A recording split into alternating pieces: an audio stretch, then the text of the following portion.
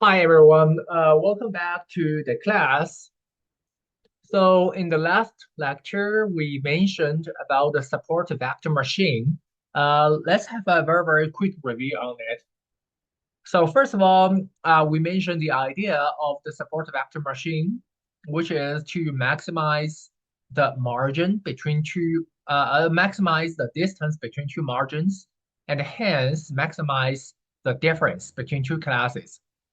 And then we derived the distance formula, and we and then we also derived the models, specifically the soft margin SVM model for two classes. Basically, it allows the tolerance of those, within the margin points, training points, or misclassification training points.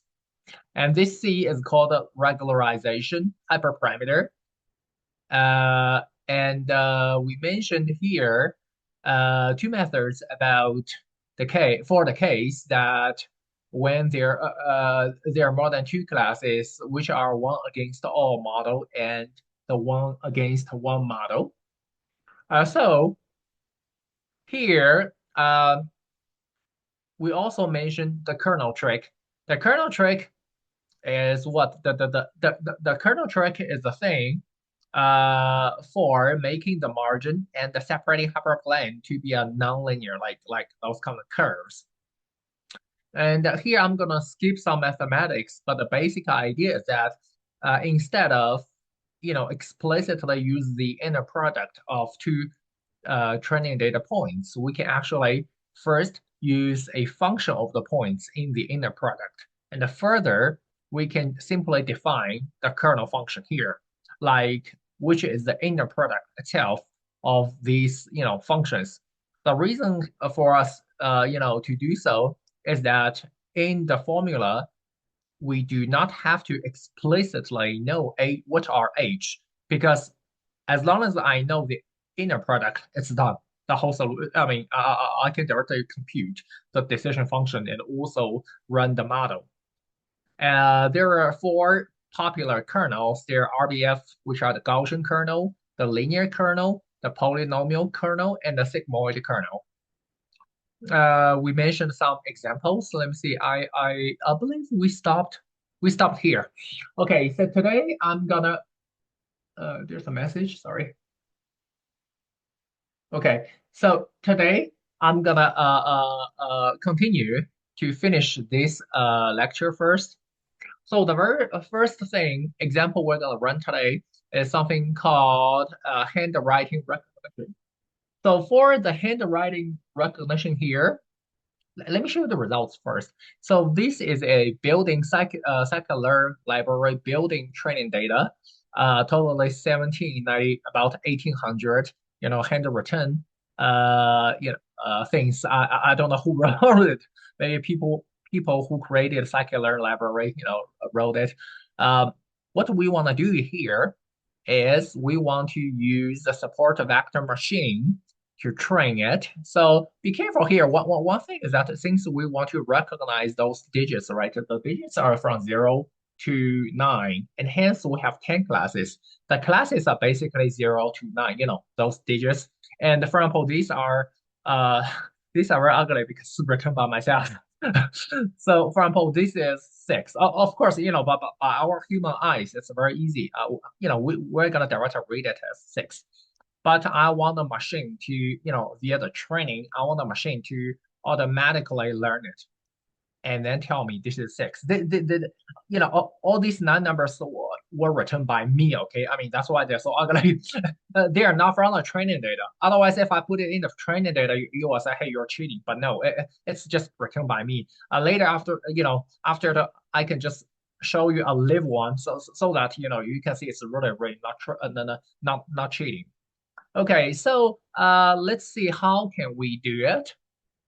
First of all, we are gonna I'd better just directly code it to make it easier.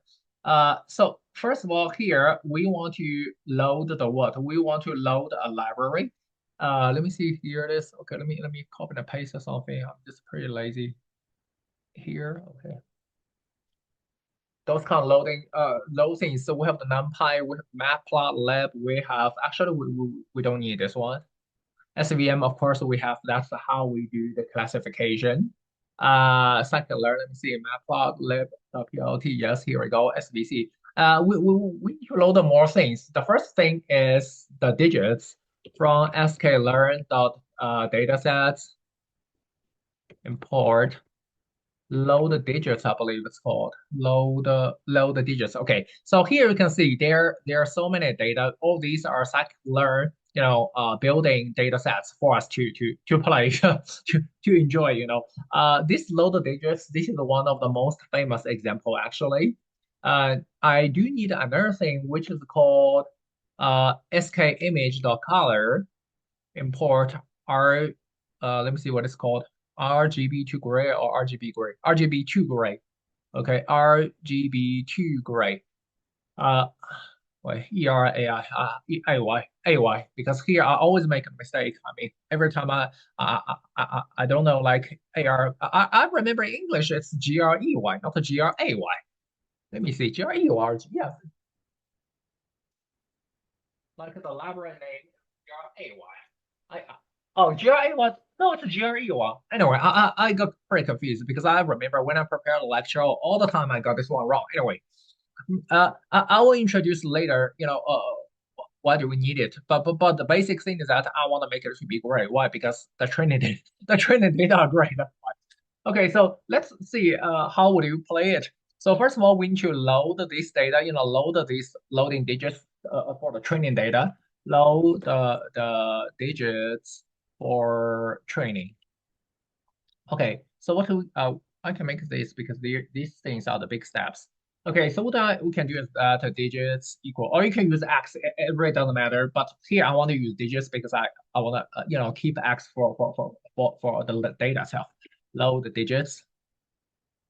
Okay, so here I'm not gonna add any parameters since I'm gonna include all the digits. The next thing is I'm gonna create the X and Y, where X are the digits, the pixels, and the Y are the target. Target means what are the digits? So let's say X equals to digits dot data, and Y equal to digits dot target. And then we can just have a look what are X and Y's. So for example, Y's are just, I can do this. Print Y and the Y dot shape. Okay, here we go. So Y are those just the labels. The shapes are 1797. And then of course you can just make X. I just want to let you see how does X look like. X looks like this. And then if I wanna make print, let's say X dot shape, you're gonna see X are 1797 also. So what does it mean? So X is the two, let me just remove this one. Let's focus on X. First of all, pay attention here. X is 2D, not a 1D matrix. X is 2D. So each row, so for X, we have 1797 rows. Each row is composed of, is a vector composed of 64 digits. Actually, let me just open this. These 64 digits, I know it's not that easy to see. Let me just let zoom. Let me have this. Okay, it is actually each small, something like that, small pixels, and each pixel here is 8 by 8 pixel. 8 by 8 is 64, and hence, where it is? It's here. Oh, sorry. And hence, these, each row of X is actually just to vectorize the pixel. You see what I mean? And it instead of making it a by 8 matrix, it just stretch it to a 1 by 64 vector. Each row means there's a training digit is like like 7 6 it's an 8 by 8 pixel, and then how many training data have 1797 trained data, and as we just showed for print Y correspondingly, Y is nothing but which is right here. Y is a vector. It just simply shows you what is the label or the tar. It's called the target. Actually, the label. Label means what is the true answer of this digit. Let's say, for example, the label of this one must be 3. The label of this one means 4. The label of this one 0. Yeah, that is the thing. Okay, so now I have already loaded the training data as digits. And then what I'm gonna do is that I want to show you what are these. So I want to make a plot let's say a part of the training digits. In order to plot it or to show it, what I'm gonna do is this. So since I've already seen just now that each pixel, sorry, each digit is composed of 8 by 8 pixel, which is 64, right? But what in my code, I remember I leave a space, which is 12, if I remember it correctly. Where's my, oh, it's here, right here, sorry. Let me have a look at my code here. Yes, I made a 12. The reason is because I want to give some space, between two handwritten digits. Otherwise, there will be just very, very crowded. I want to leave space. I think one really. Hence, I make it a 12 space. But be careful, here's actually a map. Let me just code it and on the way to explain it. So first of all, I need to create an empty image. So what I'm gonna do is that image equals to empty zeros. So here I'm gonna create just a zero matrix, and then the number. Oh well, I missed one thing. So what I'm gonna do is first of all I need to decide how many image per row do I want. I believe I used 40. Yes, here I use a 40. So let me just keep it consistent. Okay, so number image per row equals to 40. So this shows I want to have 40 digits per row. So the size of the zero here, I want to put it just, so I'm gonna, in this print, in this plot, I'm gonna have it 40 by 40 digits, which is 1600 of the, total digit data sets. And as I mentioned, each row, I want to make it to be 12. Each row column, the digits, I want to make it to be 12 by 12 instead of 8 by 8 to make it, the display more comfortable for our eyes. Otherwise, it will be very, very crowded. Hence, I'll make it to be 12 times this one, and also 12 times this one. Number, image per row. Okay, so after making this, here's what I'm gonna do. I'm gonna first of all, I'm to locate where, for the coordinate, the whole, and I kept this axis on purpose. 0, 0 is here. I need to locate where those digits I'm gonna show, right? Of each, this small picture. So what I'm gonna do, wait, is here. So what I'm gonna do here is I'm gonna make a double nested for loop to locate the X start and Y start, indicating the coordinate of the each small 12 by 12 box to load the digit. So I'm gonna do for row in here range number per row, and also for let's say column in a range of number per row as well. I mean actually I use the same thing. So okay, now I want to decide where all my X start and the Y start. So since I already got this, I can just show you. So Y start X start means the upper left corner of each digit. So my X start is super super simple. Why? Because suppose now you know your row number, your X start directly equals to 12 times the row plus 1, isn't it? Why? Because each column is, you have the 12, 12 the width. And then the number of rows is the number that you already have. The plus ones, because don't forget this, we have 4 row in range, 4 column in range. Range starts from 0. And hence, that's why I want the number to be plus 1. So oh, sorry, I should put it here to make it more efficient. X start equal to 12 times row plus 1. That's the thing. Okay, so now we need to compute the Y start. Y start is actually something similar because see, if you already know the column number, the Y start is going to be what?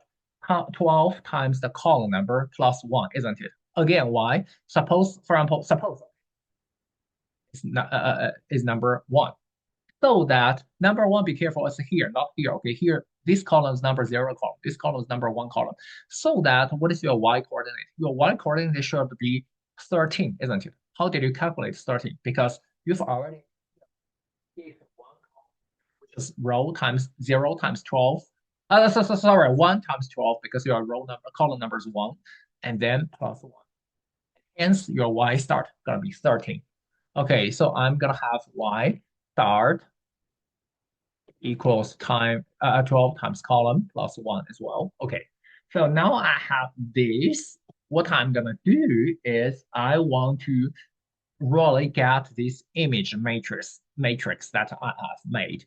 So basically, I want to load, I know the x, y start number, and then what I can do is this things x start, wait, x start, since each digit has, 8 pixels. It's a square, 18 width and 18 height.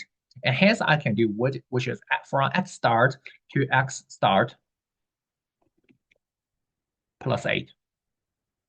And then similar things, so y start to y start plus here start stl. Wait a minute, just in case, let me make it this way.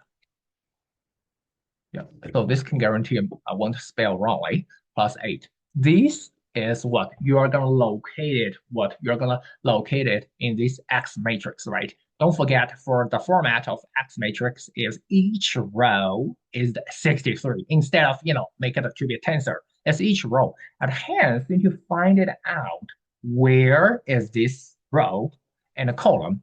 So it's actually pretty simple. Why? Because for let's say suppose you have your row and a column number. Let me just randomly choose one. Let's say here. What is the digits of here? You're gonna see. So first, how many? So let's say here, 6. Okay. So each row is composed of what? We have 40, right? Number 40 numbers. So this number in x coordinate, should belong to what number? It should be 40 plus the 40 plus the column number 2. 1, 2 plus this number 3. In other words, this number is in what? The 86, x. It should be x86. But in general, if you have the row and column number, what can you do? Simple. It is a row times number of digits images per row plus the column number. And you may say, hence the ones already included. And hence here, I can write equal to x times row times number of this per row plus column down.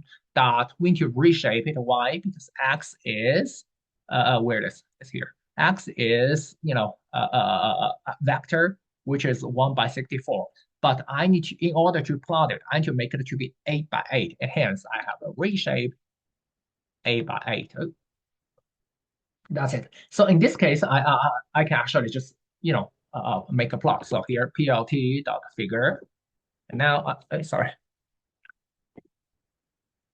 and now I can just plot it. To plot it, we're gonna use plt dot image show, which is im show dot image show, and then I can just make this image tensor.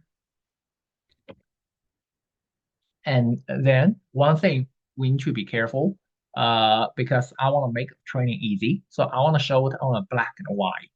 And hence, I'm going to put a binary here. Of course, you can say, hey, what if I just don't want to put a binary? Okay, let's make it without binary to see the result. Add a title, which is the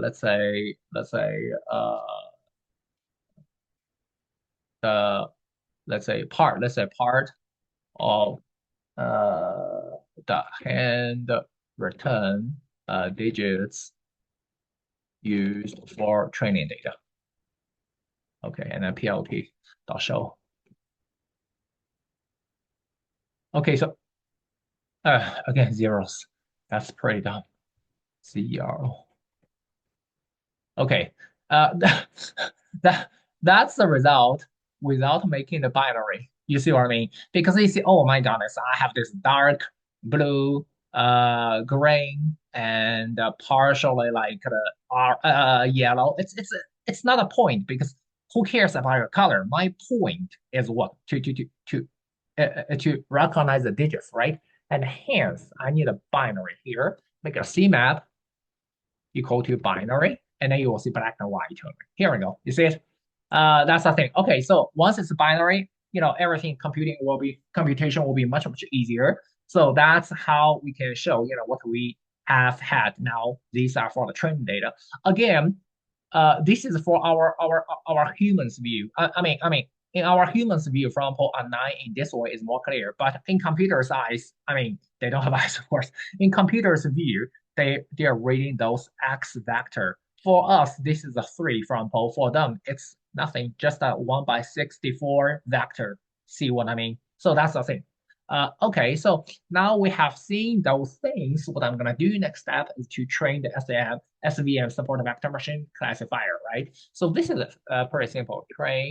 The train the SVM classifier. So here I can just have model equal to, did I load SVC? Yes, I have loaded SVC.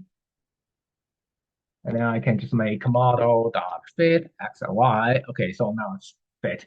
And you can, let me see, I probably printed the training accuracy problem. Did I? Or test accuracy? No, must be training because tests are going to be the next step.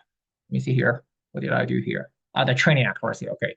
So here I can just write print the training accuracy is just model dot score and x and y and then dot 3f. So here we go. Let me just do it again. The training accuracy is 0.997. And you can see it's honestly really, really, really good. 997 is almost 100%. Okay, so now in the next step, you say, okay, I mean, everything's good, but how can I know the result, right? I don't trust you like 99.7%.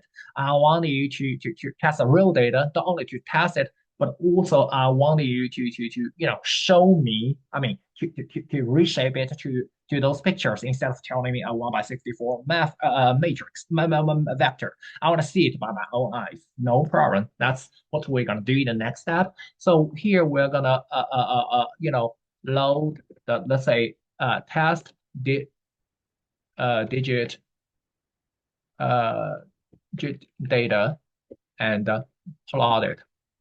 So what I'm gonna do is here I have what oh sorry here. So I actually have this. I believe it's in the course. Okay. These are things from digital zero to digital nine. I randomly from open digital two.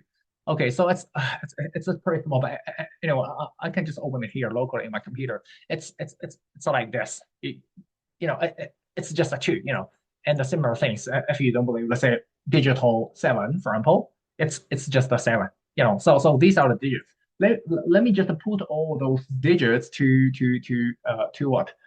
To the Anaconda server because here I'm running server. I'm not running it locally.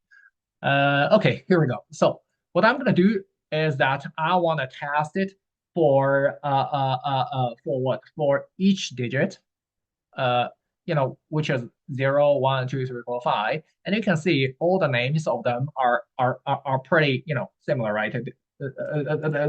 They're just, DGT digit 0 to digit 9. You can, of course, you can just, manually write it, which to image show DGT 0.jpg, DGT 1.jpg till DGT 9.jpg. But I'm a pretty lazy man. And what if, let's say, you have 1,000 test data? Do you still want to manually do it? No, since the names are pretty similar. So what I'm going to do is I'm going to create an image path list and use a for loop to automatically create a list. Then I just need to in for, let's say, image path in this list. Then everything is going to be automatic. So I can make it, pretty simply. And then add it to a subplot. So that's the idea. So to this end, I first need to create image paths equal to empty. So I first need to create a empty list. So I'm gonna put these names there. Of course, you say, okay, I just want to make a DG, let's say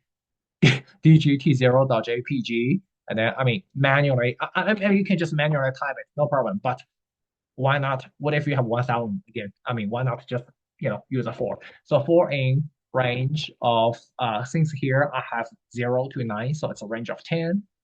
What I'm gonna do is what sorry, that's why I'm thinking why it doesn't give me automatic indentation. What I'm gonna do is I'm gonna create a file name, which is file name equals to you can see it's composed of DGT, right? And then composed of the I. I is this, from 0 to 9.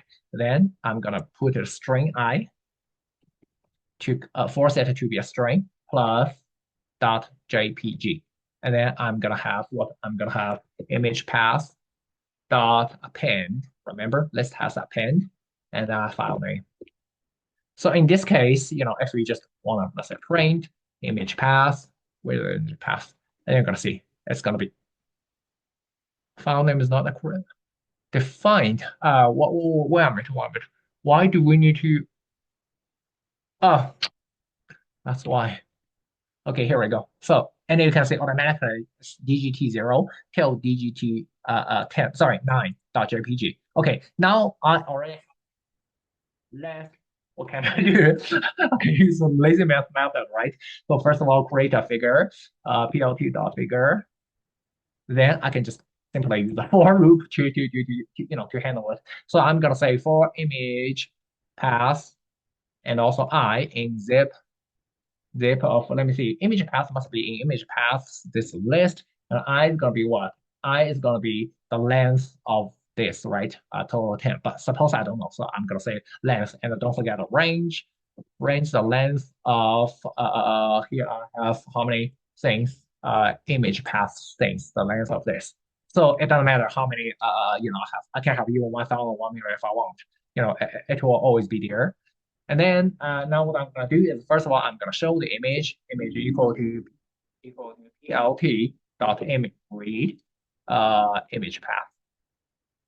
I'm gonna show, it's gonna be like remember what I showed the DGT 0.jpg, DGT 1.jpg, blah, blah, till the last one. Okay, so now I just can add a stem plot, right? However, don't here in my this is why create load this library, import this library, RBG2 gray, GRAY gray. The reason is because if you just plot it, it will make it look very, very funny, which is remember what you wrote before. And I guess it's better. Let's suppose I don't have this. Suppose I don't know it. Let me just brutally print it. You will see what's going to happen. So suppose I don't know anything here. I'm going to simply just add, a subplot x equal to figure. Add and then it's gonna be 2, 5. Here's I is zip, so it's gonna be I plus 1 instead of I. And then I'm gonna make it ax dot in show. Let's say here I use image instead of here I use images grayscaled. I just use image. Let's see what's gonna happen. What's gonna happen? It will be very interesting. CMap equal to binary still. Okay, and then let's give a title. Let's say the past digit is, and then model.predict image as well. Be careful of one thing that model.predict it must be a vector. Remember, before we have a mesh grid of xx1, xx2, I always use xx1 dot arrival, xx2 dot arrival, then make it NP array, then transpose. Remember it. Similar here, you must reshape it to be reshape to be 164 so that I can make a prediction. And now I can plot it. I believe I probably have the F tight figure, that tight layout figure dot height layout. Come on, come on, come on. Okay. You will see something very interesting. Okay. Cannot, wait, why? Uh, how come the model predict is this? Okay, I can simply just print the shape of image 8A3. Okay, okay, here we go. That's the reason why. 883. Recall that here, remember, I also make it this way, right? So the, the thing is that when you read the image, although, I mean, by our eyes, let's say I just run them over one. I mean, everybody knows this is black and white, right? However, unfortunately, Python doesn't understand it. When I make image equal to plt.image read, you see this three. This is an RGB. In other words, this is tensor. So for each pixel, it's not black and white, it has RGB. And hence, here you cannot just, just brutally skip it. You have to convert it to using this RGB to gray. So what we do here is I'm gonna create a scale image, which is first of all, I need to make it to the RGB to gray image times 16. This times 16 means I'm gonna convert the original image to a grayscale number. It's gonna be a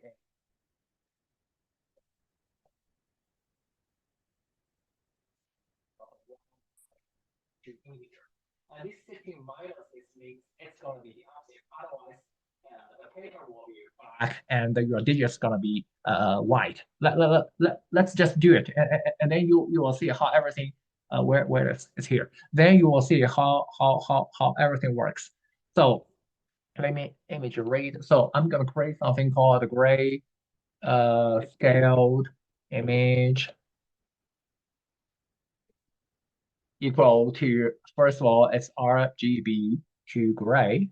Okay, so it's gonna be the image times 16.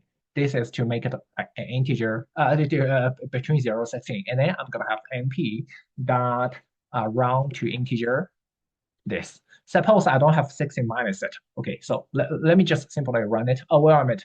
I guess here I need to put it here. And it shows gray to scale. Okay, and similar things, gray to scale, gray AY, not UI to scale. Okay, let's run it. And it will see the things. And to be honest with you, that's how what happened when I why it's all one. Wait 1 minute, 1 minute, 1 minute. Wait. That's what happened when I was running. So as long as I make it a 16 minus, if everything's it's gonna be good. Yes. By the way, white or one just now was because the training was white and black, but here is black and white. Remember our training data here? The training the training data here is the paper is white and our pen is black color. However, if we don't have this, if we have where here, if we don't have this, see that means the paper is black and our pen is white. And somehow, I don't know the reason, somehow in those cases, via SVM support vector machine, it will be all the numbers will be randomized to be one because it will assume all black are what you feel, white is the paper. So that's the thing. So once we make it to be 16 minus, so it's gonna be correct. And then you're gonna see I believe all the training is 100% correct. Yes, test the data 0, 1, 2, 3, 4, 5, 6, 7, 8, 9. You see. So that is the thing. That's how we make it. And if you want, we can even make a live one. Let me see here. I'm gonna just copy and paste here. So let me see what I'm gonna have is here, right? Yeah, let me just copy and paste. So what I'm gonna do is I'm gonna create something which is DD, wait a minute, create a DDD. So let me just remove what it is. Sorry, it's a bit small. So what I'm going to do, so you can see today is the 19th. And then, so let me, because test one is really, really too simple. I can just, for example, test a 9 here. And then I'm going to save it. The name of this is called a DDD. So what I'm going to do is that I'm going to, load, sorry. I'm going to load this DDD to the Anaconda server. So here's DDD.jpg. Why can I see it? Uh-oh. Maybe the server doesn't support the JPG. But anyway, so you have seen That's the DDD. I mean, okay, so what I'm gonna do is that I'm gonna use the next cell, and then I'm gonna make it. So I'm gonna have image. Here's the image path. Here's just ddd.jpg. Okay, so I'm gonna have the scale, and then I don't need. I just have plt.figure. Okay, so I'm gonna have. Let me see. I don't need this because I'm gonna just print more. So here everything is just gonna PLT, and then PLT dot title is dot set title. The tested this one as let me see here, gray square blah, blah, this here. Okay, run it. Okay, here we go. See it? And just to show I'm not cheating because this is my image. I mean, which we just wrote. Remember it? It's I just show a live one. I just don't know how to make it like. Can I just open it? Open with Paint. So that's something I just plotted, and you can see these two are the same thing actually. So that's how we can play it. That's how we can play it, and the result is actually pretty good. And one I don't want to test. One's really too simple. Let's test a seven. How about let's open with Paint again, and then I'm just gonna write a seven here. I'm gonna remove it and then write a seven. This looks like a two, but anyway, let's see whether it can recognize. Maybe I will recognize it as a two. I don't know. Okay, so now I'm gonna uh, uh, replace the DD to my server again, continue to override it. Okay, so now the DDD has become seven. Okay, so let me just make it.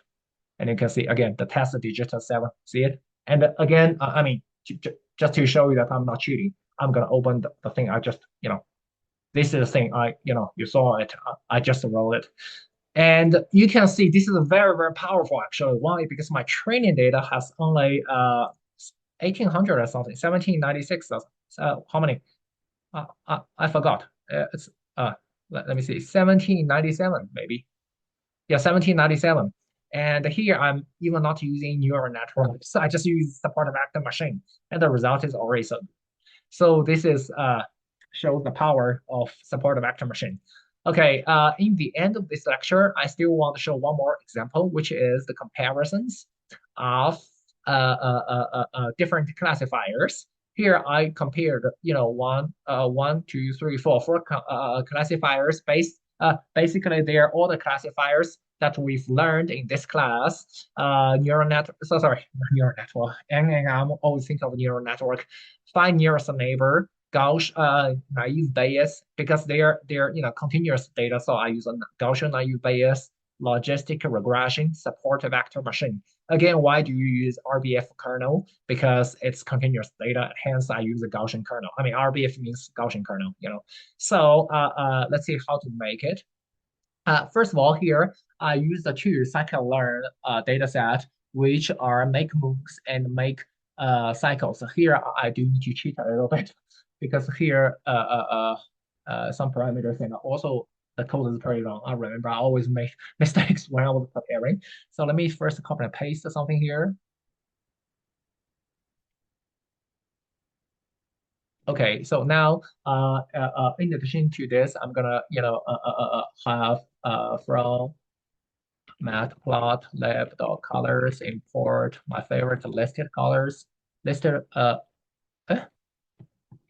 listed color map. Yes, and then I have this, and then okay, so we need to have how many of those things? First find neural net, sorry, find nearest neighbor, and then we have what we have the naive Bayes logistic regression, also the support vector machine, right? So we need to load all those things. So for the nearest neighbor, remember it's scikit-learn model selection, scikit-learn neighbors from sklearn dot neighbors. Come on. Import k neighbor classifier. And then we have naive Bayes from sklearn dot naive Bayes. Import Gaussian naive Bayes. And also I have from sklearn dot linear model. Import logistic regression. Then I have FBC, I already got it. Okay, scikit-learn here. This one I don't need it. I do need it from database. Here I'm gonna have make moons. I will explain it later, no worry, because you may ask what is make moons? Make moons and also make circles. Make circles. Okay, so first of all, let's just create. Let's load the moon and the circle training data. Here is something I'm gonna make. So here, let me cheat. Okay. Oh, the parameters are this 400. X moon, Y moon equal. The reason let me put it back. The reason I put X moon, Y moon, this is because, moon looks like this, looks like two moons. And then circle is just, two circles, one inside and one outside. Okay. Let me go back. I didn't read the parameters. Make moons. Oh, make moons. And then number sample is 400. And then I have a noise 0.2. And wait 1 minute. I've already introduced the make moon, right? I believe in a previous example, I've already introduced it. So I probably yes, here I've already introduced. So you probably know what does noise mean. Noise means if the noise is very small, so it will be let me just plot it. If the noise is very small, it will be just something one group like this and the other group like this. It will be very beautiful. However, if the noise is bigger and bigger, what we're gonna see is something like let me just make it bigger. It's going to be something like oh sorry, it's going to be something. Give me a pen. I need a pen. Okay, it's going to be something like this, and also the red. It will also be something like that. And you can see this is the result for noise equal to 0.2. You see what I mean? They are already something touch each other like misclassification training data. So we do want to have some noise. Otherwise, it's easy to get overfitting. So here I set the noise still to be 0.2. And what let me move it back. And for circle, the same thing. Like circle, I'm lazy, so I'm not gonna spell circle. Y circle equal to make circle. And then similar things, I put a sample to be 400 as well, and noise I put on here 0.1, and the factor is something how close these two circles are. Factor equal to 0.4. Okay, so now since X moon, Y moon, they have some I better just print it, plot it up. X. Let me put a circle. Since moon you're already familiar with.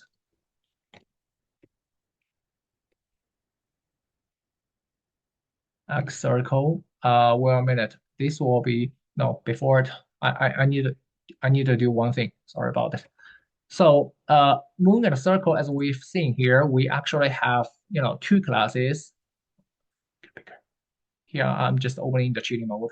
So we have two classes, right? So we want to differentiate how to do it. In the last class, this I showed one trick is this, which is I have a list called a class one list inside, which is I for I range. If the label is one, so this shows the indices of class one. This shows indices of class two. Today I'm going to show another trick, which is you can write around one inside, which is y I equal to 1, 0, and y equal to 1. I mean, you'll see these two things they're gonna be exactly the same actually. So here I'm gonna have x1 moon equal to x, and in x moon, sorry. Inside it is if y moon, you even don't need to write if because it will automatically judge if y moon equal to 0. Let me just make a space to make it more clear. And x2 moon equals to x moon, y moon equal to 1, and similar things for x1 circle equal to x circle, y circle equal to 0, and x2 circle equal to x circle, y circle equals to 1. Okay, so now what I can do is since moon we have plotted before, let me just plot the circle x1 circle 0 and the x0 circle 1 and r dot and then label equal to, let's say, class 1 x2 circle x2 circle, let's say blue, here's x2 and plt.legend and then plt.show. Here we go. So sorry about it. Go. So create a new figure. So this is the circle data. And then we can see, for example, first of all, I can just make a noise, let's say noise equal to 0.3, and then you're gonna see it. You see it? We have more such noises. This is the thing. Let me put if noise is 0.01. Oh, to perfect circle, you can see. Okay, so what does factor mean? Let's say here factor is 0.4, right? Let me make it to be 0.2. See it? That is to control like how much like these two circles kind of like overlap. Or let's say I make factor equal to 0 to 9. You can see they are almost, I mean, overlap. And if I make a 0.001, and you can see they're gonna be very, very different, like so the inner and the outer circle. So I'm gonna recover back to 0.4, what I used, and I'm gonna also recover it to 1. Well, the reason, honestly, I choose those, honestly, I have tuned those parameters is because I want to avoid the overfitting. I want to make it looks not too bad, but also it does. I wanted to include some misclassification, those kind of things. So that, to make more, to make it closer to the real situation.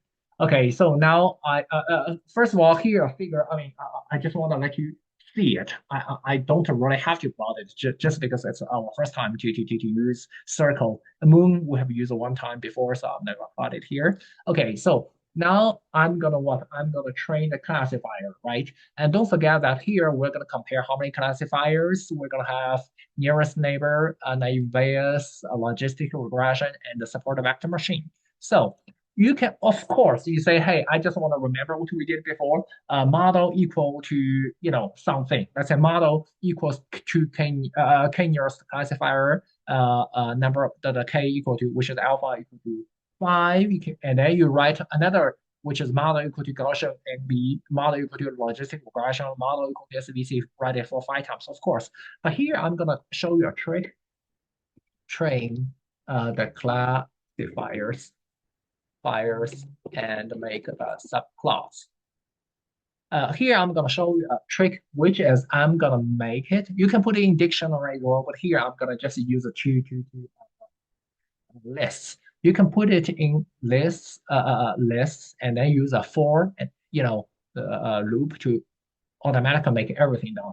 Names equal to, so here I'm gonna put a name because I'm gonna show it in the title. Remember here, I'm gonna show it here, phi and Gaussian and be something like that. Okay.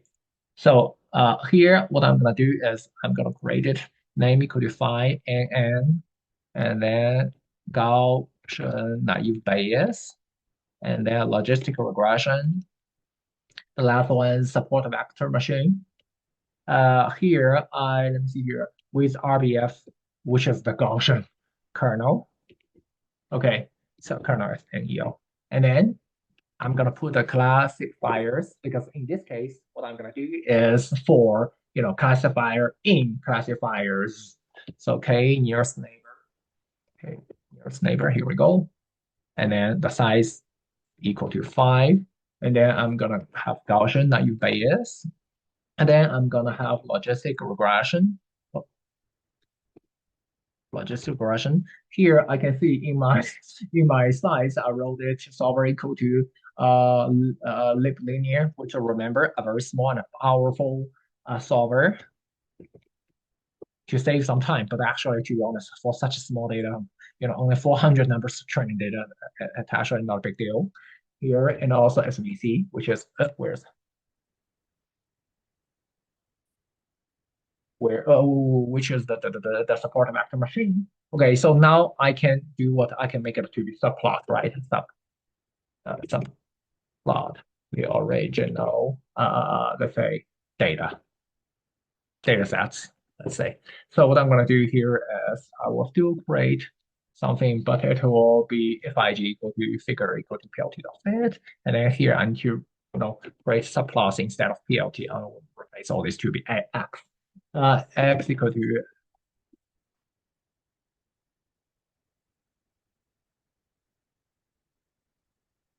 here I will have two rows and then how many columns? Let me see here, four columns, five columns. But instead of this, what I can do is this. Since I already have names, which means I know a number of classifier, I'm gonna make it to be the what? The length of names plus name. Actually, I put it to be names instead of name because later I will have name in names.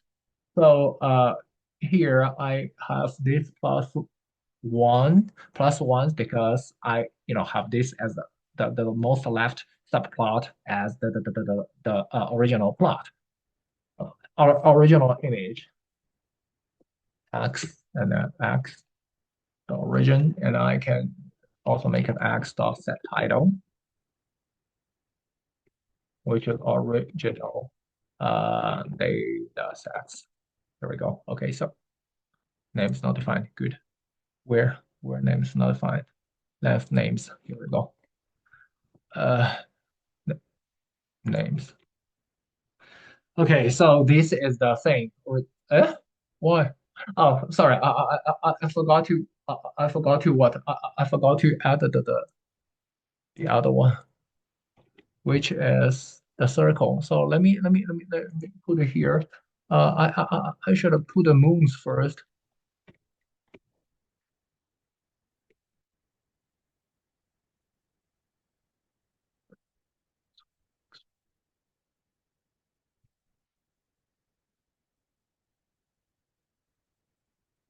Moon. Let me see here. This is one, and this will be what? This will be one plus length of names plus one should be, yeah, which is two.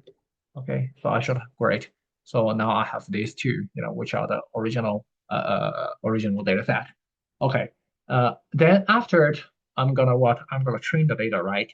So we need to kind of split the data to training and test the data sets. That's what I need to do. So I'm gonna have x moon train x test y train y moon test. This is equal to we're gonna have sklearn dot model selection. Oh, eh? Okay, never mind because I realized I didn't import. Okay, okay. Let me just make it like this one here. Save all those no troubles. Okay, learn. We call model selection, import the train test split or something. Yeah, train test. Okay, so now I don't have to load SK, the sklearn anymore, just directly make it brutally to train test. And then here I'm gonna have X moon, Y moon, and then I believe test, yes, it's 0, 30%. And I do the same thing for the circle.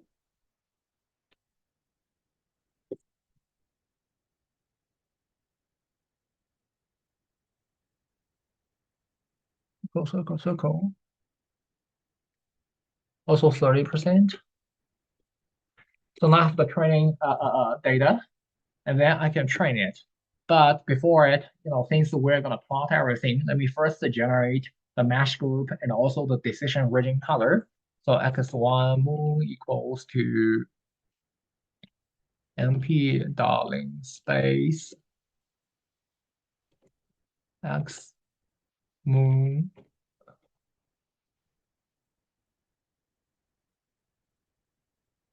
Here I use the parameter minus 0.1.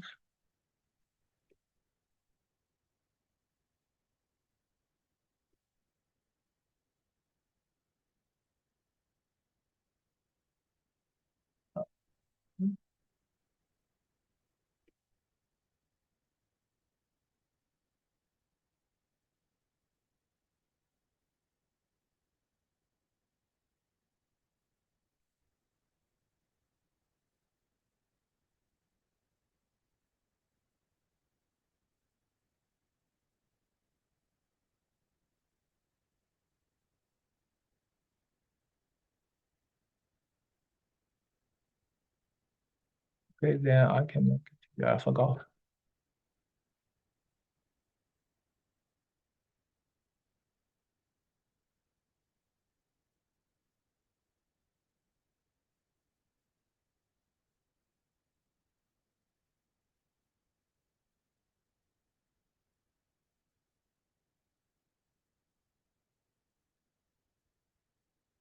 Uh,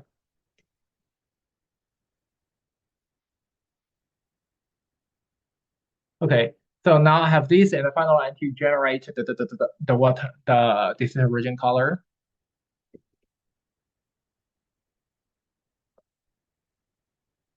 like coral and let me see, what did I use? Light blue at the second one. Okay, so now I can what I can really uh train the data. Here, what I'm gonna do is let me just take my codes here. Here, what I'm gonna do is that I'm gonna let me see here. First of all, I plot those things, and then the trick is the key trick is here. I'm gonna write for name in names, classifier in classifiers. I use a zip, so it's a simultaneous thing.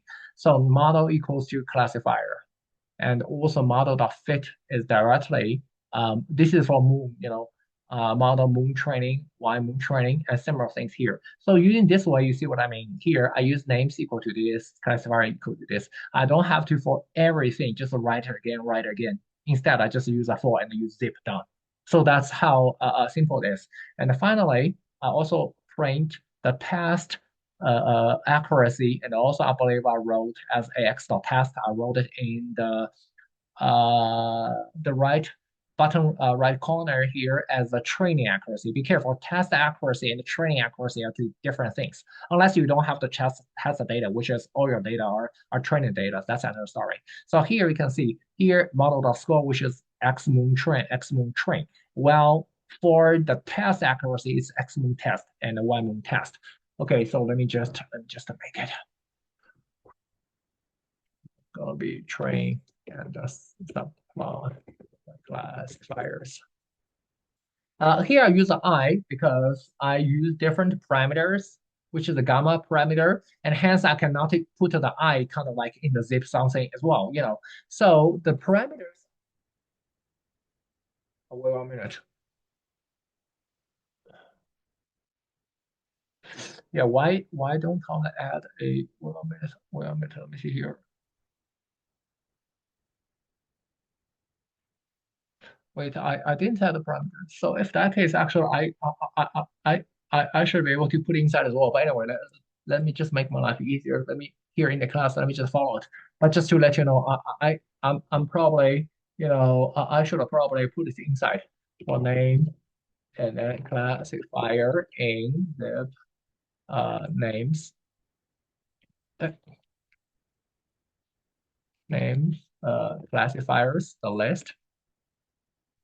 So do two things. First of all, the moon data set. Actually, for the other one, the same, just copy and paste. Figure dot add subplot to one. I equals to, oh yeah, equal to 2 already, so I don't need to add plus one. Okay. So first of all, I'm gonna plot the original data, which is the plot.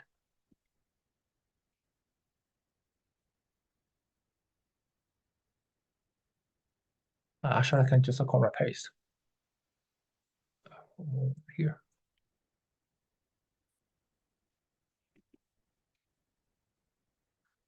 Class RB, and then here. I believe to save the space because it's pretty small. To save the space, I didn't put a legend. Otherwise, it will cover a lot. So I didn't make it the legend on purpose. And then model equals to classifier. So this is one thing. And also model dot fit x moon train and x y moon train.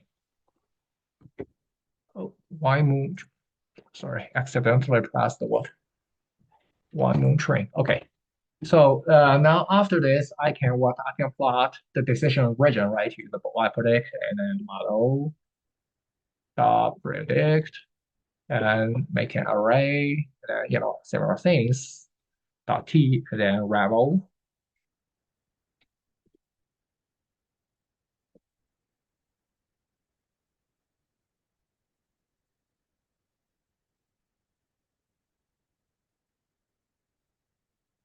Then make a p color mesh.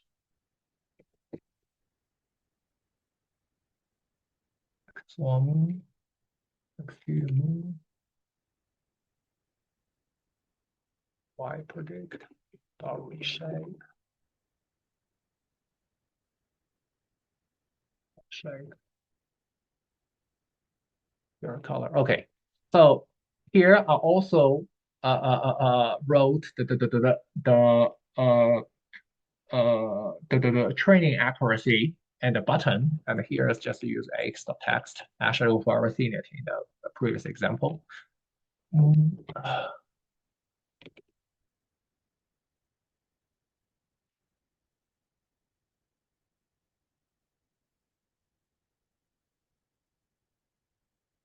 Here, I will try to make a format because otherwise it will make a very long, training probability. And the code here, I mean, there are several methods, but this method is the simplest method, DOS3F, meaning that I only want to show it for 3 digits format. And that will be model.score, X train, X moon train, Y moon train.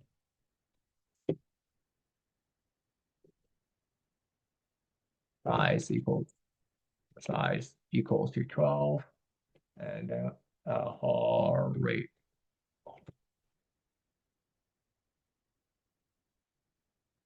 equal to right. So this is shows how big, task gonna be horizontal alignment equals to right. So it will be make it to be, bottom right. Okay, so now I'm gonna just make a title X offset, which is just a name indicating, which classifier it is. Finally, I framed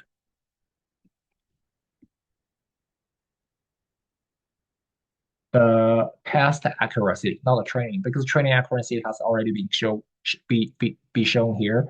The test accuracy of this classifier for moon data set is model DOS score, and then X moon test, Y test. And then how many digits? Let me see here. DOS3F, 3 digits. Okay, here we go. So now I'm gonna do the same thing for the circle, but it's super simple. I just copy and paste.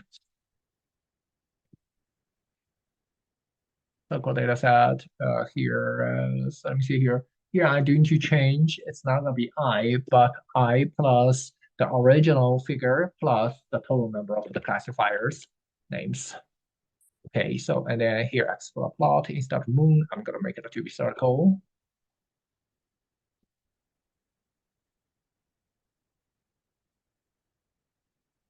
Classifier the same, and then training data gonna be circle training data, and then you can of course directly use control this replace, but here I'm just in case I make any mistakes, so I still choose to replace by my directly. Here circle, and then one circle.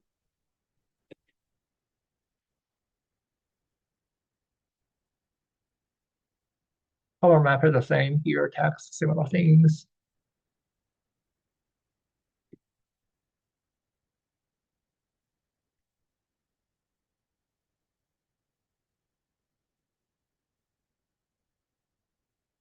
And then the circle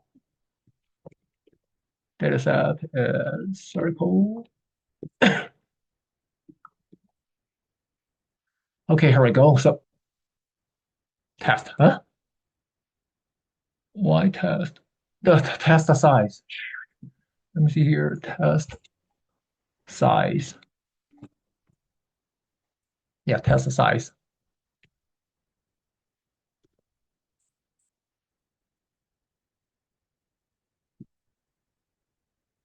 Oh, great. So, eh?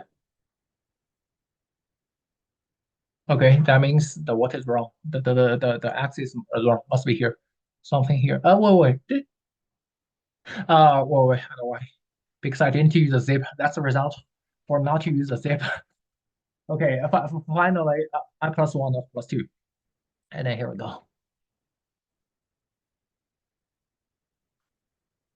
Okay, here we go. So that's the result for this. It's a bit small, but you can just make it bigger, bigger, bigger. Okay, so now we can see this is how many, let me see here. One, two, three, four, five. Yes, five things. And first of all, this is what? This is the training accuracy. And this these printed things are the past accuracy. And you can see indeed for what is this? The first find nearest neighbor, the result is pretty good.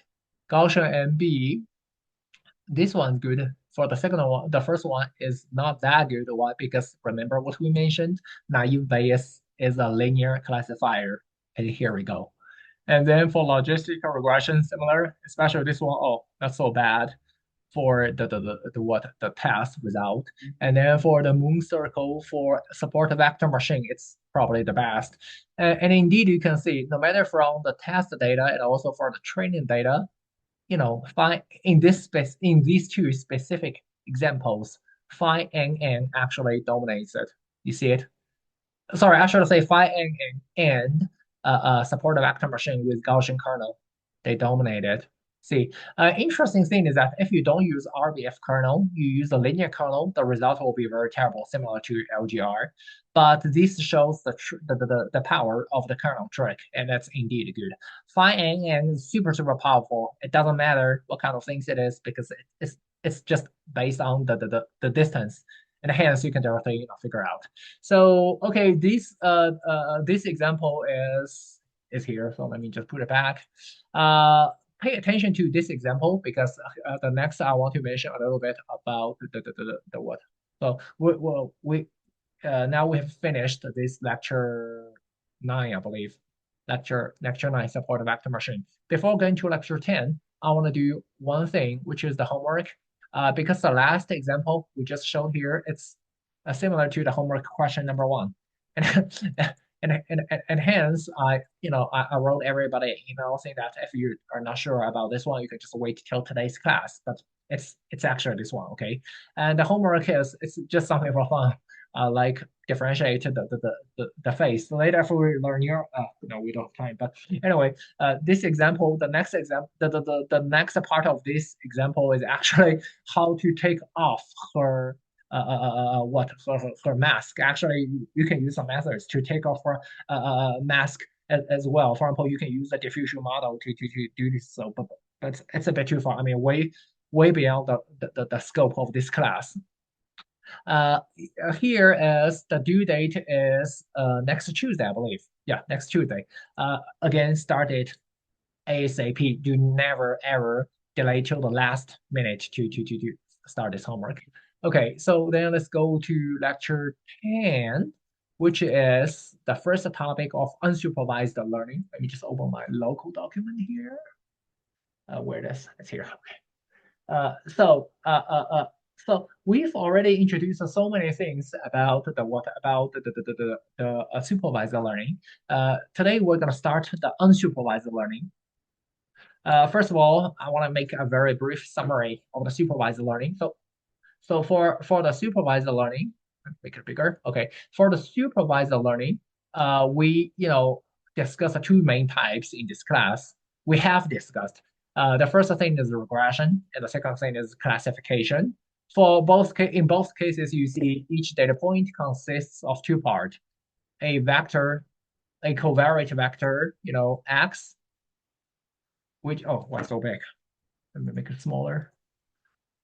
A covariate matrix vector x, which is like the ice. For example, xi is the ice training data, includes p. Well, sorry, I should make.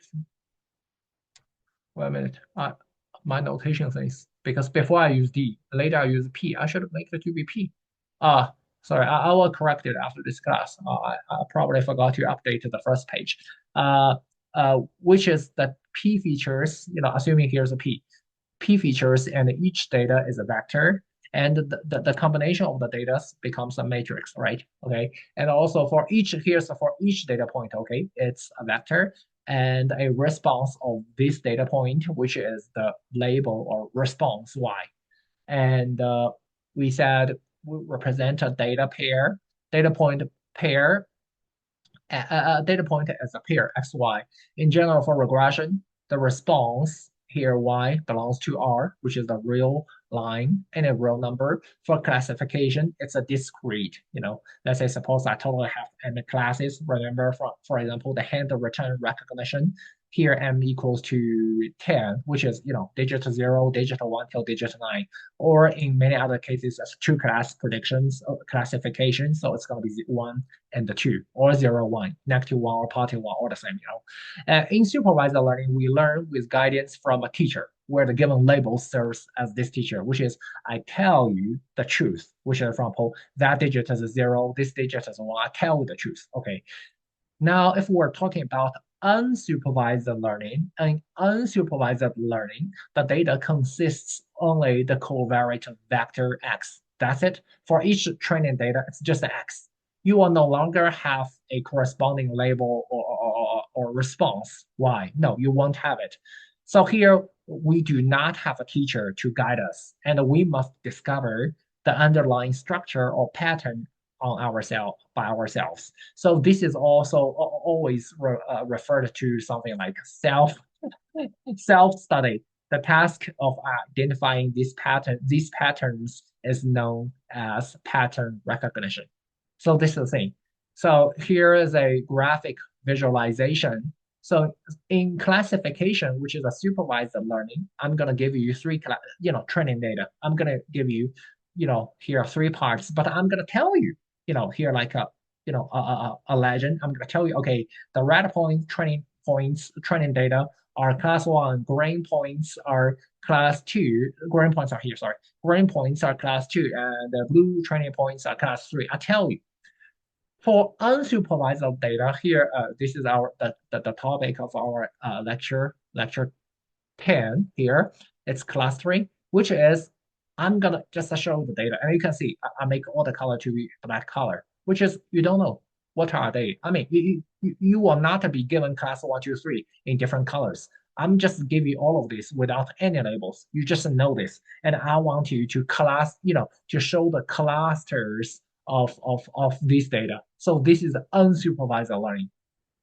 Clearly, unsupervised learning is more difficult because you no longer have a teacher. See, you no longer get these labels. However, unsupervised learning is also more potential because nowadays, like I don't know whether you've heard those seeing this kind of news, like almost every day, I can see a new algorithm, a new method in those kind of ChatGPT, different versions. Uh, it's because it can dig deeper things with a teacher, of course, it's easier for us to learn. However, you are going to see in many cases with a teacher, it may limit your discovery, limit your knowledge as well.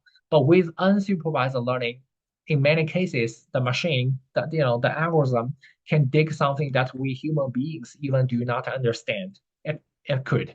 So unsupervised learning, I would say for the latest trend of machine learning, it's more popular here instead of here. But of course, it's more difficult. Okay, so now we're going to discuss the clustering. So in this class, I'm going to introduce two things in unsupervised learning. The first thing is called k-means clustering, which is a special case of a clustering. The second thing is PCA, the principal component analysis. So this lecture 10 is about clustering, about the k-means clustering. First of all, let's have a look at what is clustering in general.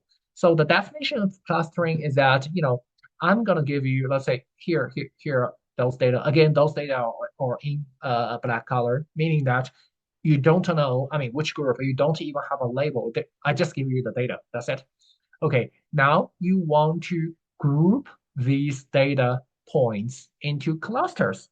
so that objects within the same cluster are more similar, or we can say more closely related to each other than data points in different clusters. Here, by our eyes, we can immediately see. So, for example, let me just use.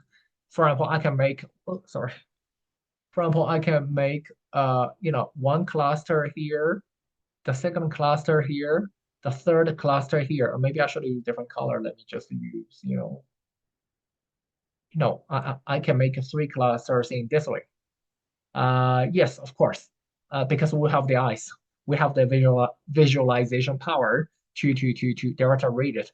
Unfortunately, computers don't know. And one thing is here, it's just a very simple example, and it's 2D. You read it. What if the data is 100D, 100 dimensions? How would you can you visualize it and tell me that, hey, this should be cluster one, this should be cluster two, cluster three? In general, no. But in PCA, it's a one principal component analysis which is going to be introduced in lecture 11. You're going to see there's actually a data, dimensional reduction method. Maybe you can just reduce the 100 dimensional data to a three dimensional or even two-dimensional data, and then true, you can still visualize it. But that's another story. I would say in general, you cannot simply just visualize and do it. So this is clustering in general. As we mentioned, there are actually many clustering methods using, be applied in different applications. So here is a kind of like a pretty good, in my personal view, a pretty good Wikipedia page shows you like general clustering analysis and shows you different, ideas in clustering. Where it is.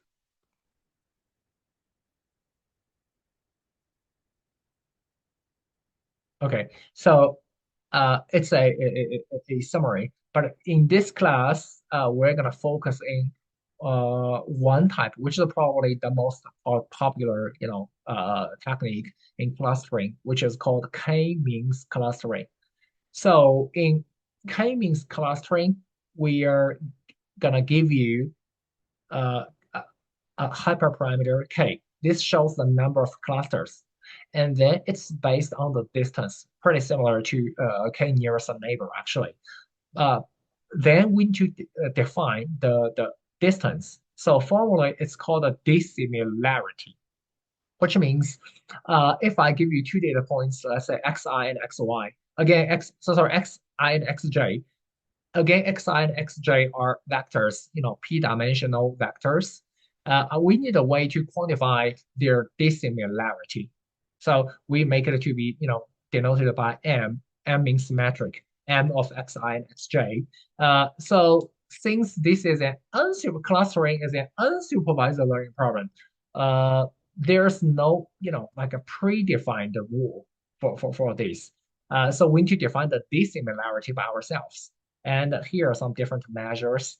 They're actually pretty close to the thing when we're talking about the linear regression. Remember L1 regularization, L2 and L0, and YL0 down to work, all this pretty similar. So they also have the L2 measure, L1 measure, and L0 measure. Later we introduce one more, which is correlation measure for this dissimilarity. Here I didn't include the KL distance. I mean, if we're going to talk about the neural network, then we're going to talk about KL distance as well. But anyway, here's just make life easier. So the L2 measure is just L2 norm, super simple, which is the L2 norm of this. I should not include this square. Sorry. I can actually remove add a square root of this. But the point is they're actually pretty similar. Why? Because it's a non-zero, non-negative number, square or not to square it, pretty similar. Because it's still non-negative. So sometimes we can introduce a weight here to reflect the different importance of different features. For example, let's say suppose for feature K, it's very important, so we can make a relatively big weight. If key feature L is not that important, then we can make it a smaller weight. Be careful here. I'm talking about a feature, okay? K from 1 to P, not 1 to N. 1 to N means the data points. Here I'm talking about feature. Okay, and L1 norm, L0 norm, all of these are very similar to, the linear regression case. They are nothing actually, just the norm. This is something new in this class, which is called the correlation measure. In some cases, I want to consider correlation. Let me give you an example. It's very popular in like financial, this kind of stock data prediction, which is, for example, Apple and Microsoft, they're both technic technic companies. So I would say they are in terms they are more correlated, and hence if we compute the price, of every day of, let's say, Apple versus the same day of Microsoft, so their correlation score is probably higher, and hence they're gonna get a lower correlation measure. And for example, Apple versus, for example, Walmart, they're relatively, or let's say, put another, company, which is, for example, Home Depot. Apple and Home Depot probably are not that close because I mean they're in different area, right? Home Depot is something for home construction, those kind of things. The dissimilarity, not similarity. Okay, it's probably bigger. So that's the thing. In this class, I believe, yeah, I believe we still mainly focus on the L2 measure, but actually it doesn't really matter because it's just a number. As long as you know the formula, you can simply just write a function, in the code, which is a measure of 2 points. Then now it's just extremely simple. By the way, for like general the mathematical formulation for a general clustering problem, if you want, you can just read section 2.2, which is all this extensive reading. I put it here. I put it here. No, here, extensive reading.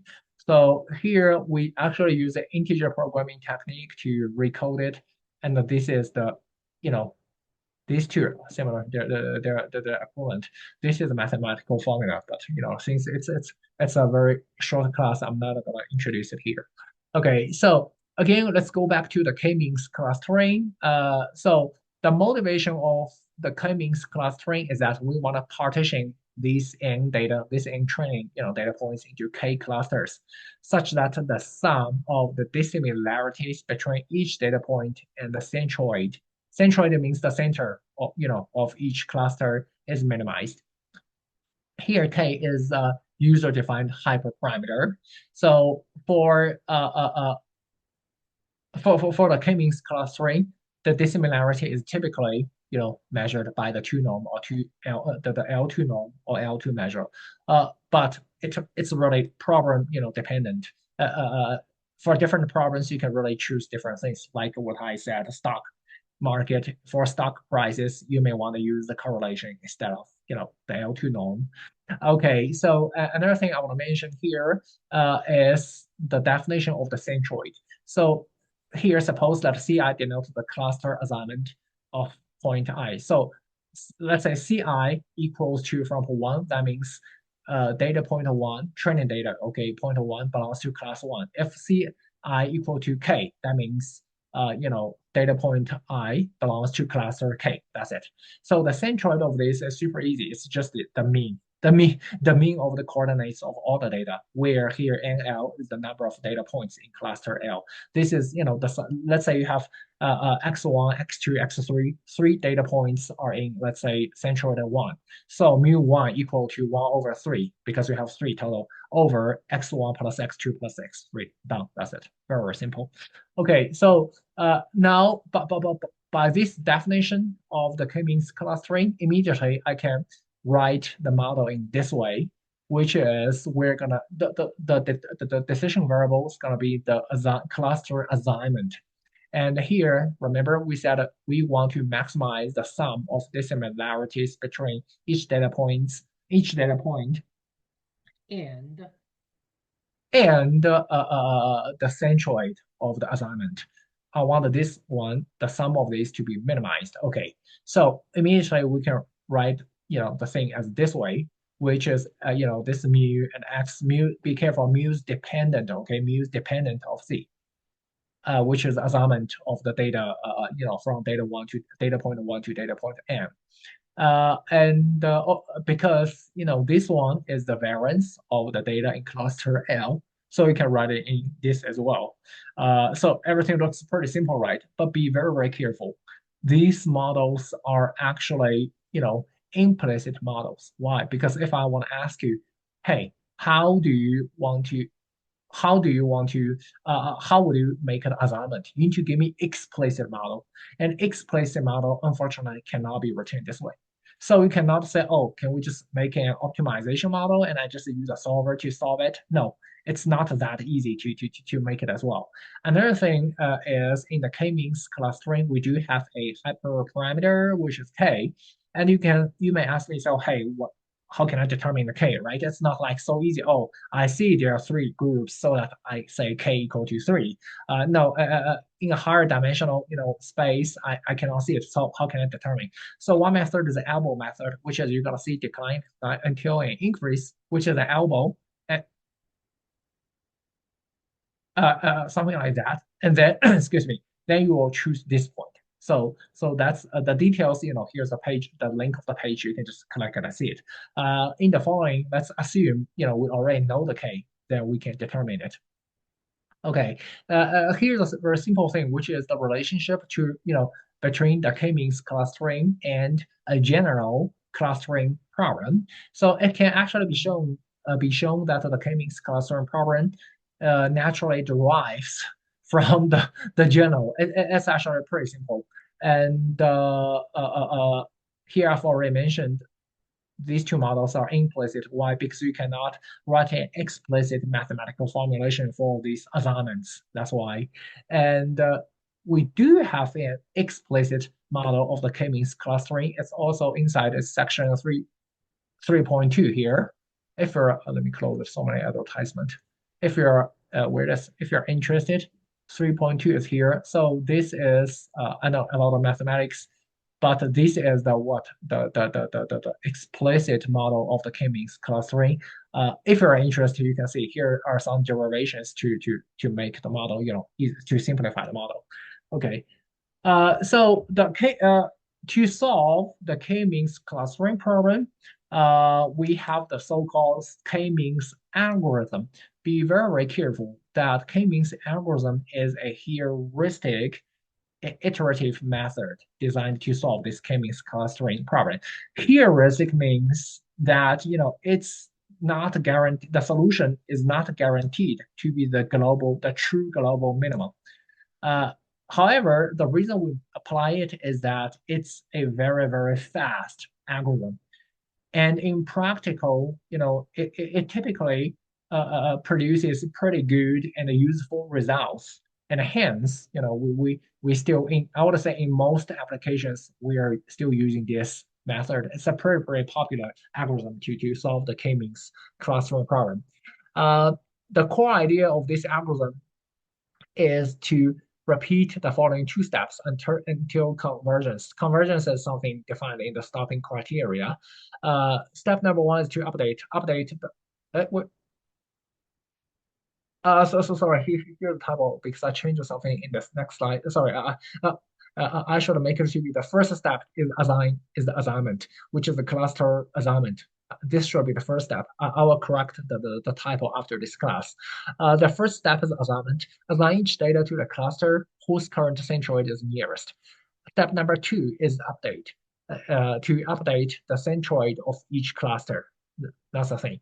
And if you have learned if you have heard of the so-called EM algorithm, expectation maximization algorithm, you can easily see that this is a very simple, extension, simple special case of the EM algorithm actually.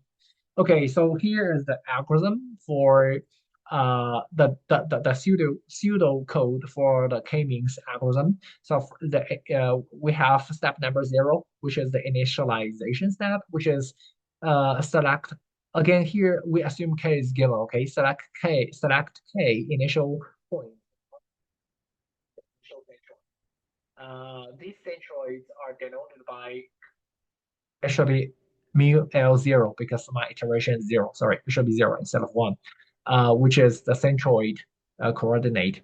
Okay, then clustering assignment. First, increment the iteration counter t equal to t plus 1. Then I'm going to assign each data point x into the cluster with the nearest centroid, which is for each data point I equal to 1 to n, okay? I'm going to compute, which existing centroid, which current centroid is the closest. And then I'm going to assign this data point I to that specific centroid. Again, remember what a CI means. CI is a list to record, where's page number 7 here. CI is just denote the cluster assignment, which is, for example, suppose C1 equal to 1, 2, 3. That means data points 1, 2, 3 belongs to class 1. Okay, so that's a meaning. And if the stopping criteria, which will be introduced here in the next slide, is satisfied, then I'm going to finish the algorithm, which is to return the cluster assignments CI for each data point. Otherwise, I'm going to go to step number 2, which is centroid update, which is update the centroid for each cluster by recomputing the mu t. T is the, again, iteration number, the iteration counter, and this is nothing but here, here, which is I'm gonna compute the mean of all points in this cluster, according to this assignment, the assignment, in step 1, and then I'm gonna update the centroid in step T, in iteration T. Here we go.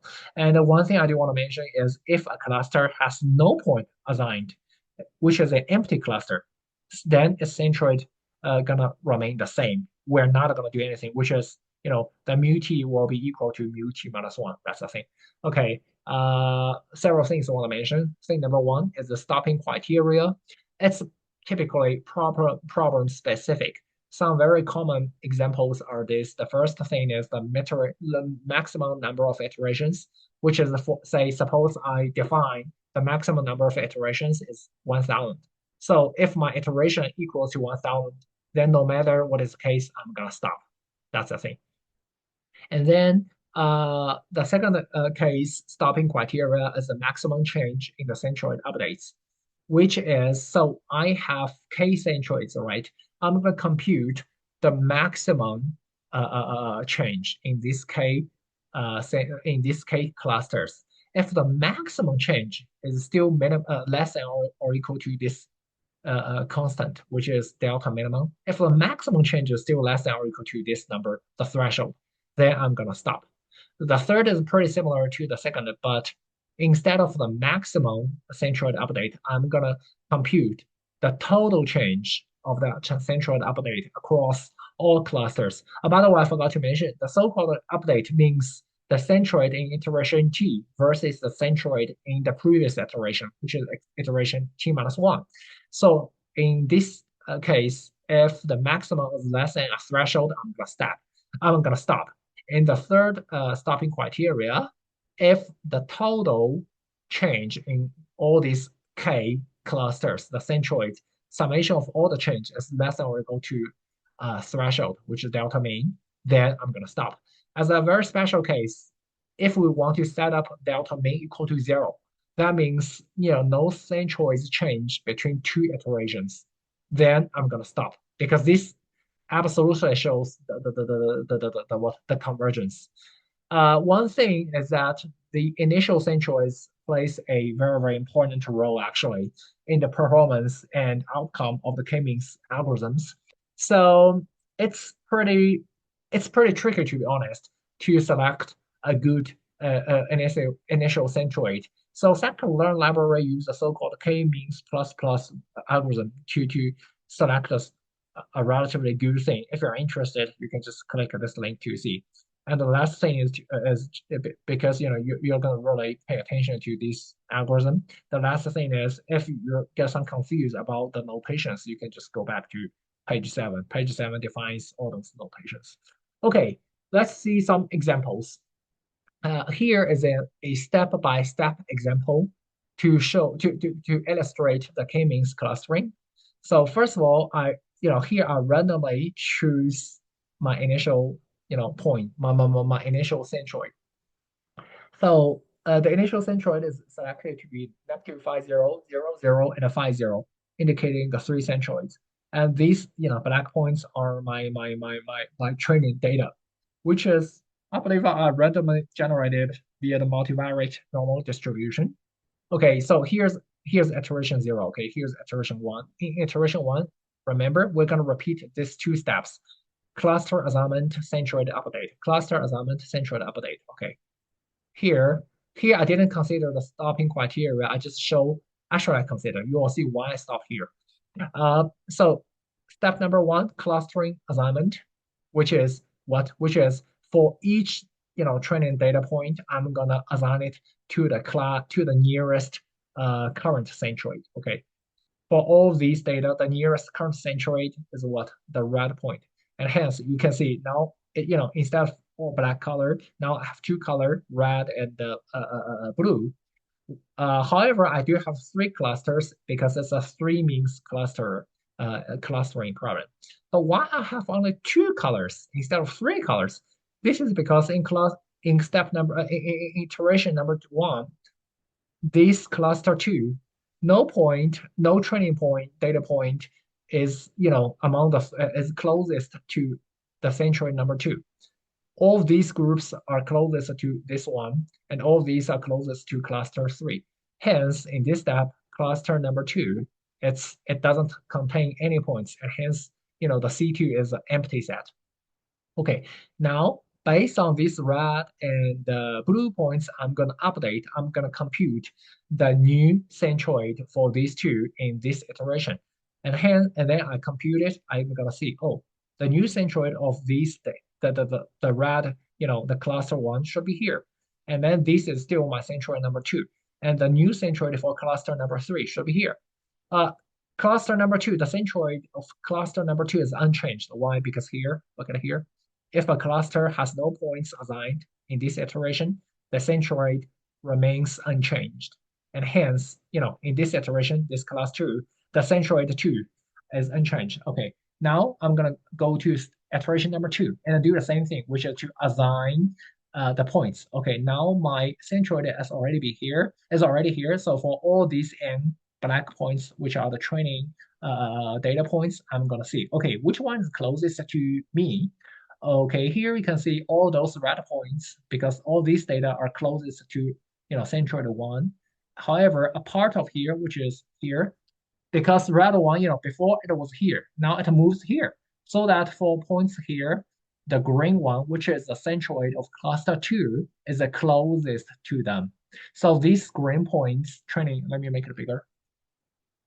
These green points, now they belong to cluster two. Cluster three, of course, is here. Okay, now I'm gonna go to step number two of iteration. Step two of iteration two, which is centroid update. Okay, given those red points, I'm gonna compute the new centroid, and you can see the new centroid moved down. See it? It's moved. It's going down. Why? Because the largest group of the cluster one are this group, and hence, of course, this part are the minorities, and this is the majority, and hence the centroid is going down. Similar things, my cluster two centroid before was here, but now since I have the assignments of here, so the centroid of cluster two goes, here. The points in cluster three is pretty stable and hence, it's pretty close, maybe unchanged. Yeah, you can see. So here are printed the centroids. You can see the cluster three, see it? It's unchanged. Cluster two, the coordinates change from 0, 0 here to negative 8.05, it's positive 10.995, which is changed from here to this point. And then number three, not changed. Okay, now again, iteration number three. Step number one, cluster assignment, which is based on the centroid. I'm gonna, reassign those points to the clusters. And okay, these points are closest. You see the difference? The difference is this group. This group in iteration two, they are red, but in iteration three, because I've updated my centroid cluster to cluster two, centroid two here. And clearly, this group now of data now belongs to cluster two. And this group, the same thing, belong they, since my new centroid is here, so they're here. And then these points are very stable, still belongs to cluster three. Okay. Now, given though this, cluster assignments, I'm gonna what update centroid. So now I'm gonna update. Okay, the centroid is gonna move from here to, it's again moving down. You see it to the center of this group here, and then this is cluster one, and also this is cluster three here. And then iteration number four, again, what cluster assignments, which is for each point I'm going to assign to its closest centroid, this. And then if you carefully check it, you're going to see the centroids of iteration three is the coordinates are exactly the same as the centroids coordinates in iteration four. That means what? That means even if you run to iteration 1000, it will be exactly the same. It won't change anymore. And this guarantees the convergence. And this is actually a special case of what? Special case of this and delta mean equal to zero, actually. So this is clearly a convergence. However, in a practical example, you want you want to see so good, results like, oh, only three iterations immediately convergent. No, you may need to run many, iterations, and hence we need to define a stopping criteria. So, in a practical cases, it may be a comparison, a combination of the maximum iteration and something here, which is the minimum change or the total change something. You can say the stopping criteria is if, let's say that the number of iteration is 5,000, or let's say the minimum change, or let's say the total change is less than or equal to, let's say, for example, let's say 1.5. Then what I mean, it can be an or function, which is whichever reaches first, then I'm gonna stop. So that's the thing. Okay. Uh, Animation will be showed. So I believe I've already did I upload it? Let me see here. Oh no, this is still class. Oh, no, it's still empty. Sorry, let me add it. Lecture 10. Lecture 10. Okay, first of all, I can close this kernel because I don't want the variables to be confused here. Okay, so now let me just add something here. Cluster 10. I need these, and I need animation here. Let me see, are these everything? MR scale, okay. And actually in this, you will see something in this lecture, you will see something very interesting. I even added something about the war. You know, Nowadays the world is, I hope it's going to be peaceful, Ukraine and the Russian war, and also recently Iran and also Israel. But I included an example of how to use this in military, and why Russian put those tires on the wings. From this k-means clustering, you will immediately see why. Let me see in class. Okay. So the animation. Oh, it shows good. You can see different. You can see these are the what? Let me just add. These are the movement of the centroids, and these different color as the clusters. Clusters one, two, three, and you can see the iterations 7, 8, 9, 1. Till 9 is because I had a for loop in range from 0 to 9, and hence it's maximum iteration 9. But you can see how during the iterations how those centroids so how those training data points are assigned. And another, I think I uploaded here as well in lecture 10. Did I upload it? Oh, here's the GIF. Here we go. So if you want, you can just open it here, and if you want to, you can even write a code. Actually, these are generated. I just wrote a code and then generated these GIF things. Pretty interesting. And another thing, if you want to see, is the Wikipedia page of this. Also very interesting. It's even better because it shows the boundary. You see it? These lines are the boundary. However, honestly, if I were them, I would prefer color instead of boundary. But this is the shows iterations, different things, how K and N. So sorry, the K means cluster algorithms are running. Okay. So these are the things. Next, let's do some what coding things. sorry, I click wrong things again. Which is let's use the K scikit-learn library to do this, and then we'll see how can we do this. And then where's my let me just close everything. Too many pages. I can close this. I can close number nine as well. Make sure I close the closed. Okay, so here, what I'm gonna do is I'm gonna first of all load those kind of NumPy things for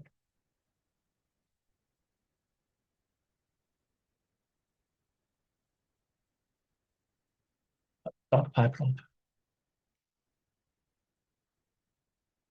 And to make my life easier, I'm gonna still, have these magic things.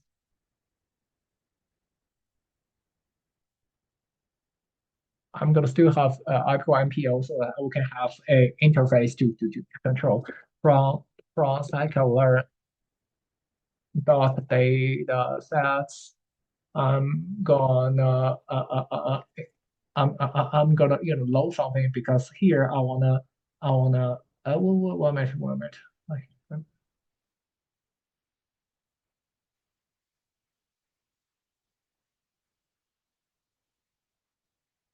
one minute, one minute. Okay, because here I wanna use this make blobs. Actually, it's something like a make a blob to generate those kind of points. Make blobs. Okay, so first of all, to generate training data, so I'm gonna use this make blobs. I'm gonna say xy equal to xy equal to make blobs, and then the number of samples gonna be 1,000, and the centers equal to 3. So that means I'm gonna generate, like the three parts of the points. One thing I do want to mention that I agree that we're actually cheating here because what I'm gonna do is that I just want to take advantage of this to be honest, so it can make my life easier. That's the reason why. We've already known, but in the the labels which is saved in Y, but in the following I will pretend that I just have X. In other words, I will pretend that this is my data without labels because I will never use, the Y in the code, in the following code. Excuse me, let me drink some water, sorry. Okay, so now I'm gonna train the three means clustering model, similar model equals to let's say k-means. Sorry, I haven't forgot.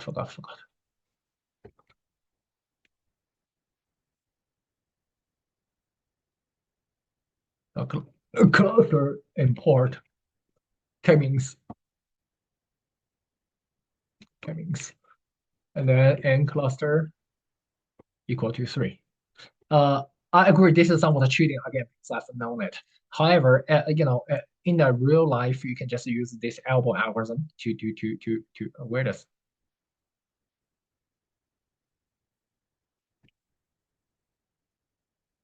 Yeah, you can use this elbow method to determine the k. Here, I assume I've already known the k, so now I'm gonna fit. Be very careful. You cannot do this anymore. You only have this. Why? Because again, it's a unsupervised learning, and hence here, technically, I should not know this y at all. So I don't know this y now. Suppose. Okay. So now what I'm gonna do is I want to predict the clusters for the training data X. So I'm gonna have y predict equal excuse me, equal to model dot predict X. So this will actually show the clusters, and then I'm gonna make the centroids. Centroids equals to model dot centroids. Wait. Uh, I forgot model docs. I remember it should have. I remember it should have. 1 minute. 1 minute. It should have an underline. I forgot some part here. Let me see here. Cluster centers. That's interesting.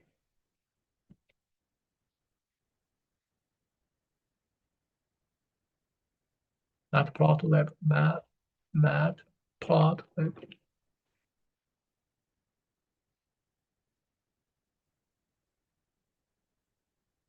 What shows centroids? That's interesting. Wait, wait. I probably have something wrong here. Let me see. Yeah. Centroid model. But why it doesn't have? It should have something here. Did I make it? Did I make anything wrong? Let me see here. Well, how come cluster? Okay, here we go. Here we go. Sorry about it. There it should come. Okay, here we go. You can see it's a 2D array. Each array is a coordinate.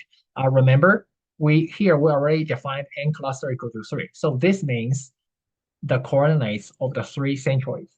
And in the following, we'll actually plot it clearly. So here in my slides, I made a subplot plot which is 1 by 2. The reason is that I want to show you the original data versus the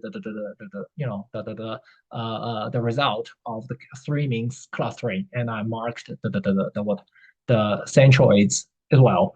So what we can do is here, let's say just sub.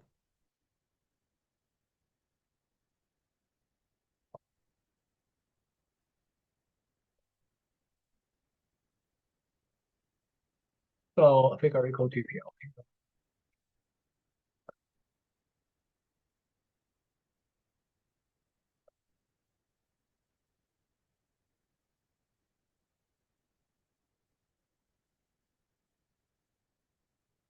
Now, first of all, I'm plot the original data. So here I don't need to differentiate the labels because all of them are black, meaning that I don't know the clusters at all.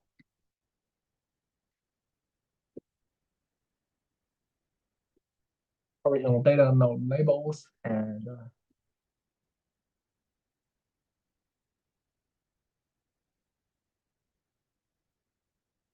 actually I can put it here.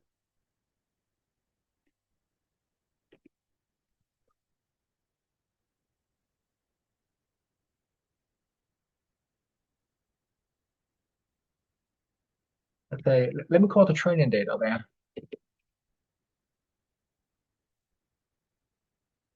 Okay, here we go. So this is original data. Of course, every time when you run it, it's going to be different because the make blocks is kind of like a random plot. So don't be surprised to say I run it again. I bet you see different data sets. It's fine. Okay, so for the original data set, then next I'm gonna plot it, subplot the result of the three means clustering for the data. For the data set, let's say. Okay, so now, first of all, I need to differentiate, the classes because I know k cluster equal to 3. So I'm going to have x1 using the same trick, okay? X, y. Be very, very careful here. I'm not saying y equal to 0. What I wrote is what predict equal to 0. Again, because, here, because we're cheating, we'll have the y. In the real cases, it's gonna be this way. I'm not gonna tell you the labels. You see what I mean? Something I want to mention in the next example is from clustering to classification. But here, if we're talking about clustering, merely clustering, there's no label. So it should be y prediction. In other words, I assume I don't know their labels. Y predict is something I run the k-means clustering and I get the predicted cluster. That's it. Y predicted equal to 0 and x2 equal to xy predicted. Come on, come on, come on. Yes. Predicted equal to 1. And then similar things. X3 equal to y predicted equals to 2. Okay, here we go. So now I can plot x dot plot x1, 2, 3, right? X1, 0, x1.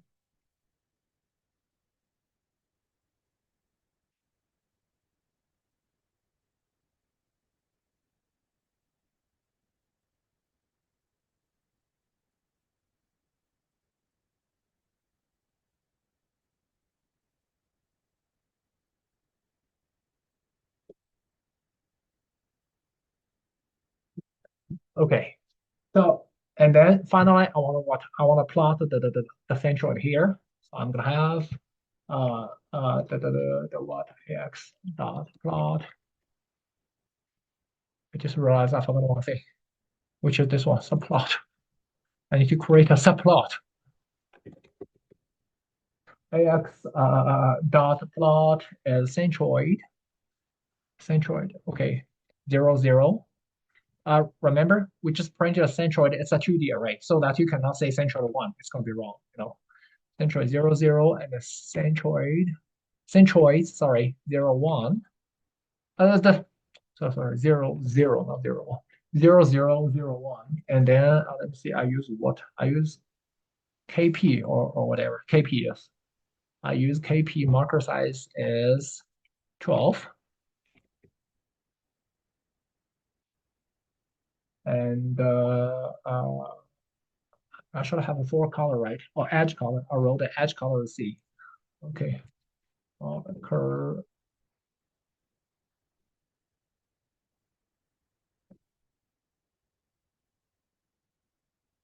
Okay, so now I can set a title here, which is let's say uh, the data with let's say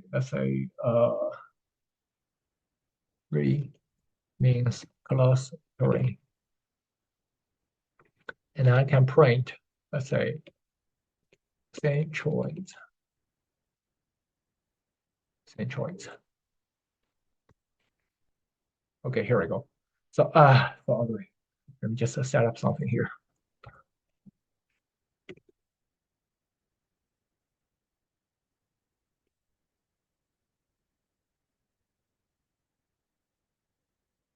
Okay, here we go. So it shows just 3 digits. So this is the thing. So this is the original data, and the what's in this way? Sorry, let me make it bigger. And this is the data with the three means clustering, and the final centroids are here. Huh? Oh, I don't know why. Sorry, I printed only one centroid. I should let me see. I should have more centroids to print. Here we go. Here we go. Sure. Why did I print one by one? I can simply print. Here we go. Okay. And you can see each time when I run it, the data different. Yeah, this is another story. And let me see whether I okay, I like those kind of things. It shows more clear. Uh, so so so this is the original data set, and then by the three means clustering, we make it to be like this way. And then and of course you might say that, oh, you're cheating because you know it's a three. It doesn't matter. I can make it a 2 before. So and then you can see here where the k means see here. I can make it 2 before, and then you will see the results. See it? Like this cluster is empty, even these three clusters, and you can do different things. Uh, Here we go. So these are the results. Feel free to play it by yourself and get different things. And the next one, what I want to mention here is from clustering to the classification. So what we have here is, well, we have seen examples here, and you may immediately see, hey, this looks like classification that we just we've learned before, right? Is there a way we can use the technique of clustering to do something like a classification? What is the whole logic here? It partially works, not completely. The logic is here. So given and observe the data, the set and a distance metric M from a Euclidean L2 measure, we can first train a k-means clustering model to obtain this k centroids representing the clusters. Then for any new data, okay, new data points, we can perform a form of classification, a form of not a real classification by assigning it to the cluster whose centroid is closest. So what means is here, so suppose this is the result of my training data. Okay, now suppose I have a new data, which is, let me, well, how can I make? Let me make it this way. And then let me choose a black color. Suppose I have a new observed data here. What can we do is that because this data is closest to what? To cluster, this is cluster 2, to the green cluster. So I can make it to be green cluster. In other words, I will have it join cluster 2. You see what I mean? So this is kind of so I said a form of classification. Why? Because it's not a real classification. But real classification, you should know the true label of all the training data. The truth is I don't know anything. This is something like a data mining that I got those clusters by the k-means here, like by the 3-means clustering algorithm. And this is just like a, a form of like not a real a pseudo like classification. But the good thing is that as long as via the training data, I have the clusters, then for all those kind of future those kind of data like here, I just randomly put something. By this, then I can what? I can just what I can just name their clusters. These should be belong to cluster 2. These should be belong to cluster 1, and these should be belong to cluster 3. So that's how we do it. Today, due to a time limit, I'm gonna stop here, and I will show the code, which is actually mainly copy and paste from the previous example here. So we'll see how can we make it in Python via scikit-learn. Okay, this is everything of today's class. Thank you very much and have a great night. Bye bye.